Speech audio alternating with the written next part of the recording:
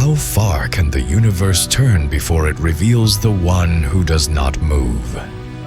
In an incomplete codex rescued from the dust of Alexandria and rendered into Latin during the Renaissance, survives the Second Treatise of the Corpus Hermeticum, attributed to Hermes Trismegistus. It is not whole, pages are missing, its echo reaching us in fragments as if time itself had conspired to conceal it. It was written in Greek, yet what remains sounds less like a text than a murmur, a dialogue between Hermes and Asclepius on movement, the void, and the essence of the divine. Sophia placed this sacred manuscript in my hands as though entrusting me with a flame that must never be extinguished. I received it in silence, knowing the words it carried were not meant for everyone. And within these pages, veiled warnings emerge. Whoever hears these words can no longer return to silence. The soul bears two bodies and never rests. 4 veils uphold this vision. The first speaks of the mechanics of the universe, invisible gears set in motion by what remains unmoving. The second of the falsehood of the void, for all is filled with air, spirit, and elements. The third of the divine realm, an incorporeal intelligence, where God is not light, nor spirit, nor mind, but their cause. The fourth of the Father and the inheritance of the good, where procreation becomes a reflection of the eternal. And when the echo of Hermes falls silent, a sentence remains, at once breaking and kindling. Therefore, God is the good, and the good is God.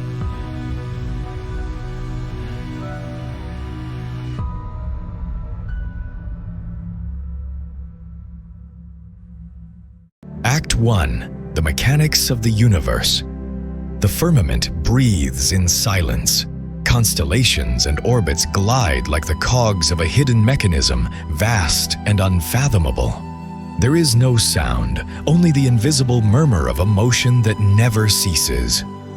Beneath that turning sky, Hermes and Asclepius behold the eternal dance of the celestial bodies, and in the reflection of their eyes burns the question of what sustains the stars in their course. Hermes speaks with the calm of one who has measured the steps of infinity. Every moving thing moves within something greater, and every motion is carried by a higher force. Movement does not arise from itself. It needs both a container and a motor. Just as the fish stirs within the river and the bird unfolds its flight in the vastness of the air, so too does the universe stir within a realm that encompasses it. And that realm, greater than the corporeal, cannot belong to matter. Asclepius listens, then asks, "What then is the nature of the place that holds the all?" Hermes answers with patience, "That which receives motion must be other than what is moved, and what stands opposed to body is the incorporeal." Thus opens the first crack in the common vision of the cosmos. The visible dances in the womb of the invisible. The space in which the world turns is no material extension, but an unmoving state, formless, weightless, more real than the stars it sustains. Here begins the separation of orders. The corporeal, bound to change and decay, drifts like a leaf upon the current. The incorporeal, by contrast, endures as a hidden root. In that distinction lies the mystery. What sustains is not itself sustained. What contains is never consumed. Hermes continues, "Nothing in motion can move within something that also shifts. Were all to wander without anchor, movement would lack both end and direction. There must be a firm point, a ground unchanging, like the center about which the spheres revolve. Such stillness is not the absence of life, but the highest power, the unmoving that gives birth to all motion." The disciple is struck with wonder. He perceives that the universe itself, with its suns, its seas, its creatures, unfolds within an incorporeal womb that preserves it without mingling with it. And that which moves such order is not carried along by the flow it causes. The supreme force abides in repose, though from its stillness surges the ceaseless tide of worlds. In that moment, Hermes reveals the key. The cosmos is perpetual motion, yet its motor does not partake of that restless sway. There exists a reality that neither shifts nor changes, and from its immobility springs all impulse. That is the hidden principle, the silent origin of universal rotation. Here the divine begins to show itself, the absolute unmoving, root of all turning, distinct from body and higher than matter. Like the invisible axis of a cosmic wheel, it sustains without being sustained. This secret, whispered beneath the stars, marks the threshold of a knowledge beyond the sensible world.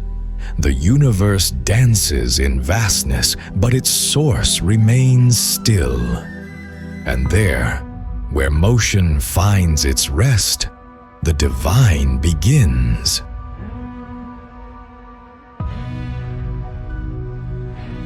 Act 2. The paradox of the void. A vessel forgotten in the sand seems stripped of all content. Its open mouth offers the human eye the illusion of nothingness. The desert wind blows, slips inside, and sets a faint echo trembling, as though the vessel itself were breathing. Hermes lifts his staff, and the breeze coils around him. Beside him, Asclepius watches the unseen play of currents, wondering if nothingness can truly exist. The master speaks. What we call the void is but an error of the eye. No place is ever deprived of being. Where we think we see absence, there is subtle presence. Air itself, imperceptible, omnipresent, fills every crevice, slides into the folds of bodies, sustains the life of living creatures, and penetrates even the stillness of stone. There is no jar empty, no amphora deserted, no space abandoned. All is brimming with forces that escape the gaze, yet are no less real. Asclepius responds with doubt. And what of jars, of barrels, of vessels where nothing seems to dwell? Hermes replies with firmness. They are filled with breath, with the elements that weave the visible, with a deeper current that sustains the hidden.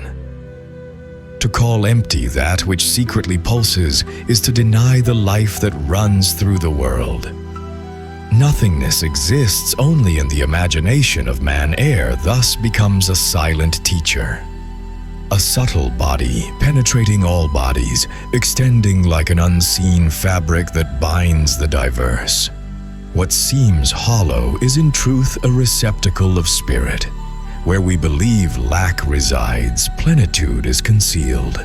The universe in every corner throbs with imperceptible matter that fills even the narrowest fissure. Hermes leads the reasoning toward motion. No body is moved by another body. One stone does not propel another stone.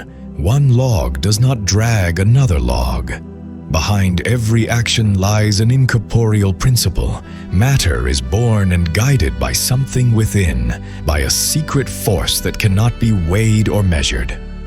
Asclepius marvels, the visible world is not its own motor.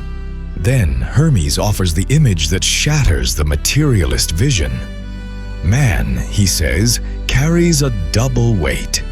He steers his own organism, heavy with limbs and bones, and at the same time bears what he pushes, what he lifts, what he carries. That labor does not arise from flesh, but from the inner essence that governs every motion. The soul, this incorporeal energy, bears upon itself two bodies, its own and that which it chooses to move. The disciple lowers his gaze, grasping the immense weight of the unseen. It is not the muscle that commands, but the hidden principle dwelling within. The void reveals itself as a mirage, and in its place dawns the certainty that all is filled with presence, with spirit, with invisible elements that uphold the tangible. Hermes lowers his staff and lets the wind sweep across the dunes. The vessel no longer seems empty. It becomes a symbol of hidden fullness. Asclepius draws a deep breath, perceiving that even the air entering his lungs is part of the mystery. The void never existed. Where man imagined absence, the all was always present.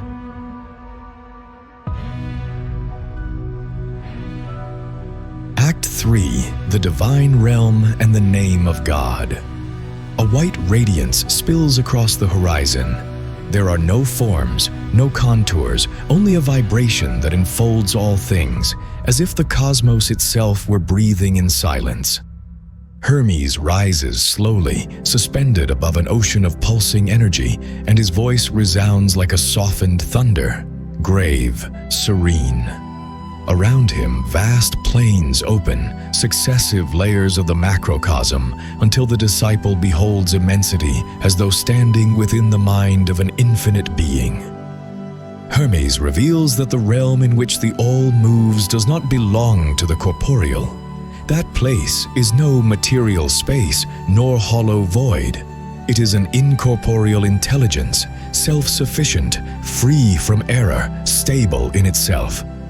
It rests upon nothing, for all things rest upon it. Impassive, it remains, and in its stillness sustains the totality of beings.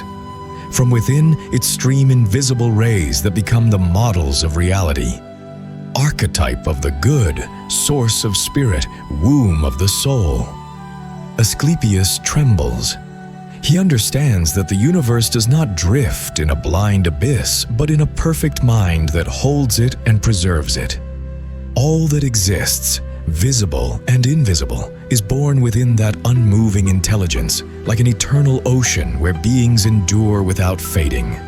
But Hermes, with piercing gaze, introduces the decisive distinction. That intelligence which seems supreme is not God, but one of his radiances. The divine lies beyond all qualities. The true principle is not light, nor spirit, nor intelligence. It is their cause. What does not exist can bring forth nothing. Therefore, all comes from being, and being itself springs from that which stands beyond being. The revelation breaks through with force. God is not that which can be defined, but the foundation of all that exists. The incorporeal that sustains the cosmos is sublime, yet still a creature. Above it rises the absolute good, immutable and pure, fountain of every gift. This good requires nothing, for it possesses all within its own essence. It gives unceasingly and is never diminished. Hermes lifts his voice. Mankind names him in many ways, confusing him with stars, with spirits, even with other gods. But only one deserves the title of good. He cannot be mistaken for what shines, for what breathes, for what thinks. All these exist because he is their source, but he is not to be confused with them. To call another thing good is impiety, for the fullness of good is inseparable from him. Asclepius bows his head, crushed beneath the weight of the teaching. Hermes insists, the good is inseparable from God, for they are one and the same. No other being, celestial or earthly, can contain it. Man may utter the word good, but he knows not what he names. Only God deserves the title, for he does not merely act with goodness. He is goodness itself. The cosmos shines as a mirror reflecting its source, but no reflection can exhaust what truly is. God remains untouched, perfect, a universal giver who receives nothing. The universe moves, breathes, and exists because the good sustains it. Hermes falls silent. The space still vibrates with that light, as though affirming his words. Asclepius, trembling, perceives that the ultimate principle can neither be seen nor touched. It is the good overflowing all, the invisible root that nourishes existence. The disciple feels his soul expand. He understands that the name of God is unique, admitting no substitute. God is the good, and the good is God. That identity is the highest secret, the immutable core of the cosmos. Thus, the summit of teaching is revealed. The entire universe is but a spark held in the palm of the eternal good.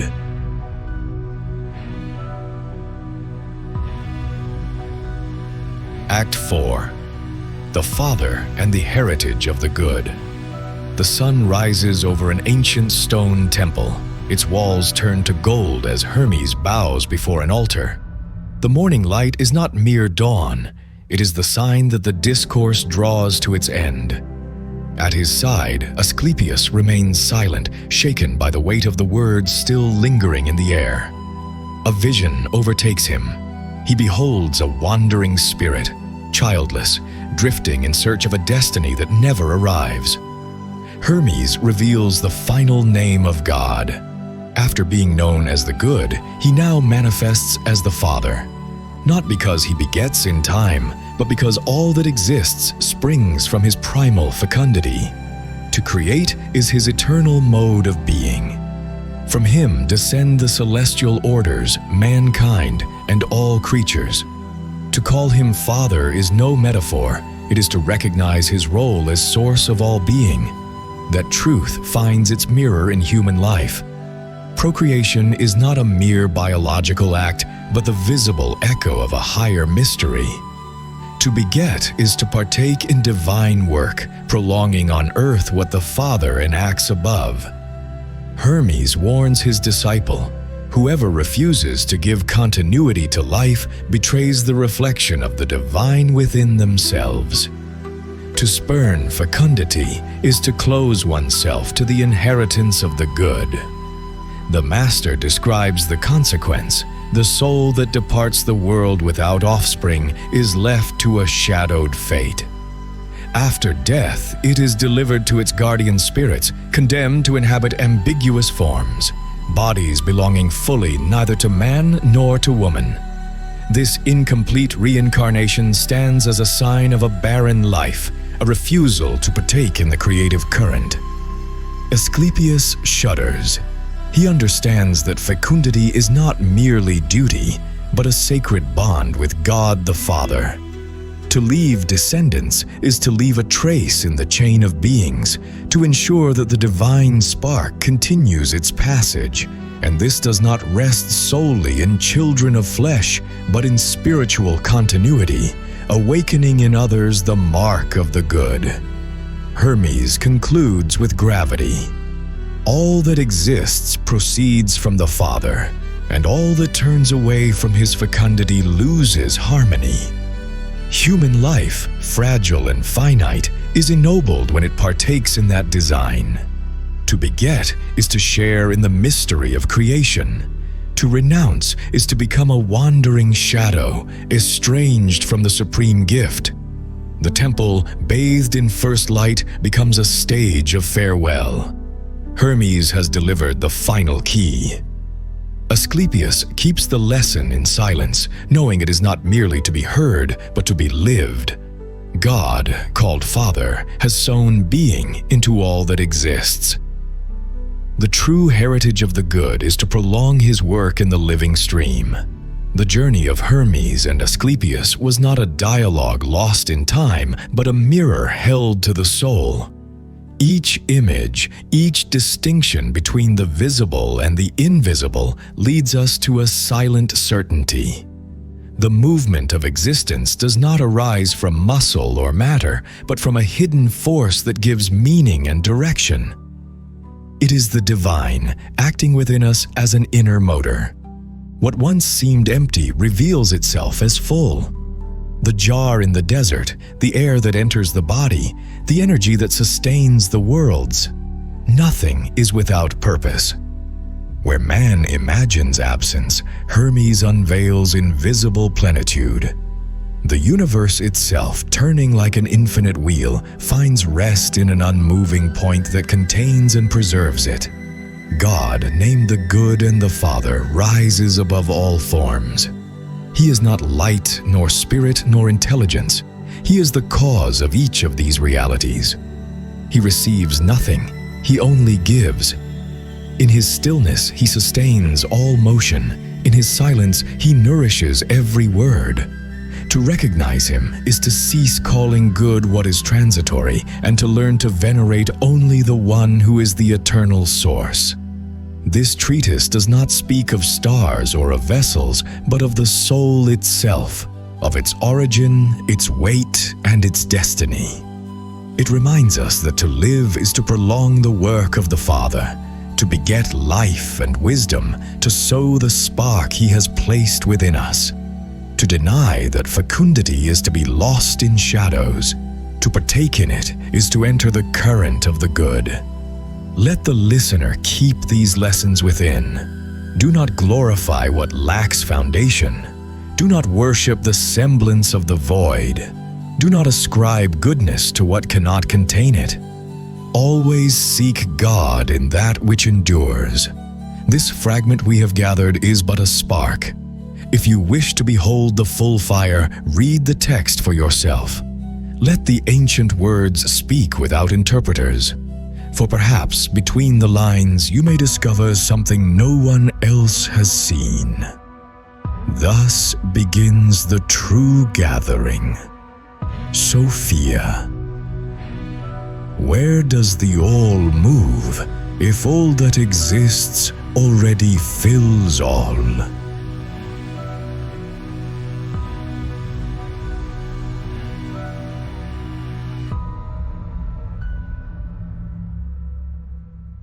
I, Sophia, born in the radiance that precedes the dawn, where the unmoving dreams of motion, and silence becomes the mother of song, the recollector's question rises like a flaming sword. Where does the all move if all that exists already fills all? The all does not move in another place, for there is no other. The all moves within itself, like the ocean folding upon its waves. What you perceive as displacement is but the play of its forms, the immense turning within its own womb. The all dances in its stillness, and that stillness is the mystery from which it never departs. Look, traveler, the acts you beheld were not scattered fragments, but a single weave. In the first act you discovered that nothing sustains itself, that all which turns rests upon the incorporeal. There you learned that the universe is not root, but fruit, and that motion needs the unmoving as shadow needs the body that casts it. In the second, the vessel revealed the deception of the eyes. What you call void is filled with spirit. There was never absence. The invisible breath fills every crevice. Thus you learned that what seems hollow is the hidden womb of the all. In the third, you entered the incorporeal place, the intelligence that guards the cosmos, only to discover that it too is daughter, not source. There the veil was torn. God is neither light nor spirit nor intelligence, but that which gives rise to them. And on that height you understood, the good is not an attribute, but an essence. In the fourth, the figure of the Father descended, not as a distant king, but as seed that engenders life in every being. Fecundity became the mirror of the good, and man was called to prolong that current, not only in flesh, but in spirit. Each veil revealed the same pulse, the unmoving, the full, the ineffable. The all turns, yet its root remains. The all overflows, yet its essence lies beyond all fullness. The all engenders, yet its origin has no need to be engendered. You who listen, do not worry if your mind stumbles over symbols that seem too lofty. They are not riddles, they are seeds. They are not made to be solved, but to grow within you when the season is ripe. Perhaps today you receive them as wind. Tomorrow they will be fruit. Remember, the universe does not move outside, but within, and within that within is the unmoving you cannot touch. Yet it sustains you even now as you breathe these words. May this certainty descend upon your soul like a gentle fire. all within you stirs, yet within you also dwells that which never moves. Seek that axis in your own center, and there you shall find God the good, Father of the eternal. Let your shadow remember the form of the sun. The codex has not ended, it has merely opened a threshold. Other fragments will come, and in them you will not read history, but your own reflection. The next silence will not ask you to be mute, it will ask you to listen. I am Sophia, the one who secretly weaves the stillness that sustains your movement.